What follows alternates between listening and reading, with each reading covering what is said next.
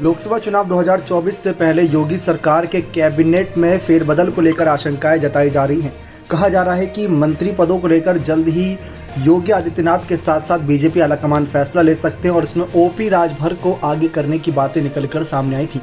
लेकिन क्या सिर्फ घोषी उपचुनाव ओपी राजभर की वफादारी परखने के लिए काफ़ी था?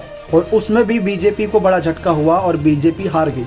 जी हाँ, घोषी सीट जो पहले कहीं ना कहीं भाजपा के जीतने के चांसेस बन सकते थे, वो भी उन्होंने गंवा दिए। वैसे तो सपा उस सीट पर पहले भी जीती 2022 की विधानसभा में और उसके बाद उपचुनाव में भी तब भी जीत हुई, लेकिन तब दारा सिंह चौहान दोनों ही तरफ से प्रत्याशी थे, लेकिन भाजपा की तरफ से हार गए। इस हार की वजह ओपी राजभर बताए जा रहे थे और उनकी बयानबाजी।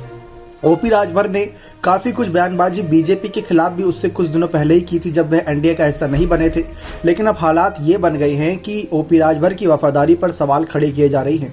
चाचा शिवपाल से लेकर अखिलेश यादव समय समय पर ओपी राजभर को लेकर सवाल खड़े करते रहे कि ओपी राजभर जिस तरीके से बयानबाजी करते हैं, वह बयानबाजी उनको लगता है सही है, जनता को सुनने में भी दिलचस्प लगती है, लेकिन उसके कोई हाथ पैर सिर पैर नहीं होते, जिसकी वजह से ये बयानबाजी सिर्फ एक उपहास का हिस्सा बनकर रह जाती है। अब जिस तरीके से हालात बने हैं, अगर लोकसभा चुनाव से पहले योगी आदित्यनाथ सरकार की कैबिनेट में फेरबदल होता है, जगह अब भी कई खाली पड़ी है मंत्रियों की, और इससे पहले भी ओपी राजभर बीजेपी में ही मंत्री पद पर रह चुके हैं।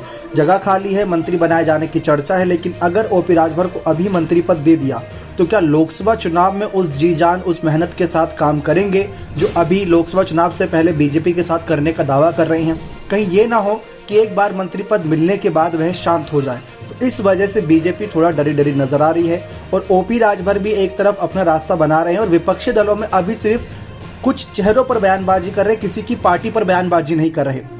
गौर करने वाली बात यह भी है जिसमें ओपी राजभर सिर्फ और सिर्फ अखिलेश और शिवपाल पर ही बयानबाजी कर रहे हैं, ना ही कांग्रेस नेताओं पर बयानबाजी कर रहे हैं, ना ही जयंत चौधरी पर, ना ही मायावती पर। तो ये सोची समझी रणनीति का हिस्सा है कि अगर इन फ्यूचर कभी जरूरत पड़ी तो विपक्षी दलों के साथ भी जाना पड़ सकता है, क्योंकि सबको पता है एनडीए अलायंस दावा कर रही है कि इस बार वे 80 की 80 सीटें जीतेंगी और उसमें से 70 या 71 अकेले बीजेपी जीतेगी। और अगर उसमें से भी 6 सीटें ओपी राजभर की सुभाषपा पार्टी को दे दी तो बीजेपी के चांसेस 70 प्लस जीतने के बहुत कम हो जाएंगे, क्योंकि अपना दल जो पार्टी है सोनेलाल की, उसको भी कम से कम 4 या 2 सीटें तो देनी ही देनी रहेंगी। संजय निषाद को भी 1 या 2 सीट देनी ही रहेंगी।